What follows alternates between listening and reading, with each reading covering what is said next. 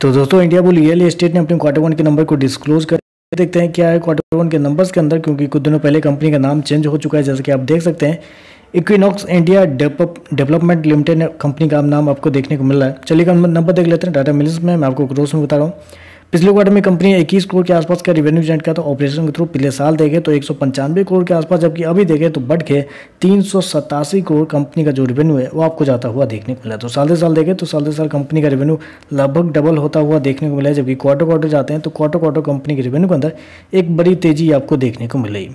चलिए कंपनी के खर्चे क्या है वो देख लेते हैं। लेकिन उससे पहले मैं आपको बताना चाहूँगा बेसिकली ये जो रेवेन्यू कंपनी का ये शो किया गया है ये मर्जर के बाद का रेवेन्यू है, यानी कि दो कंपनी का मिक्स हो के ये रेवेन्यू है या इंडिया बुल रियल एस्टेट का खुद का रेवेन्यू है, ये थोड़ा कंफर्म करना होगा।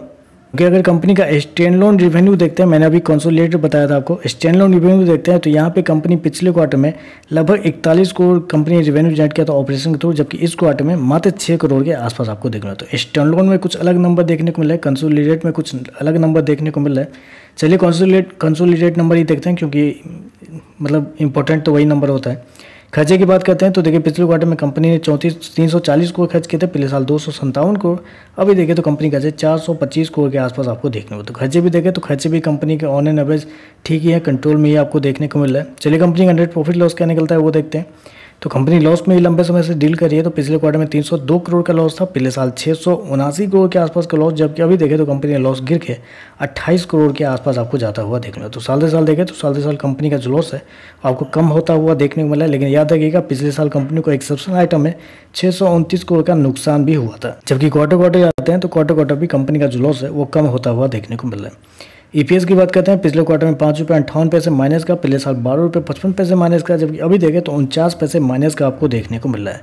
तो अगर कंसोलिडेट नंबर अगर आप देखते हैं तो कंपनी के नंबर तो अच्छे देखने को मिल रहे हैं, रेवेन्यू बढ़ता हुआ देखने को मिला है, कंपनी के लॉस भी आपको कम होते हुए देखने को मिले। लेकिन जब स्टैंड लोन नंबर देखते हैं तो यहाँ पे आपको देखने मिलता है कि क्वार्टर कंपनी का रेवेन्यू आपको गिरता हुआ देखने मिला है, जबकि पिछले साल कंपनी का कोई रेवेन्यू था ही नहीं ऑपरेशन के थ्रू। तो यहाँ पे थोड़ा सा नेगेटिव है।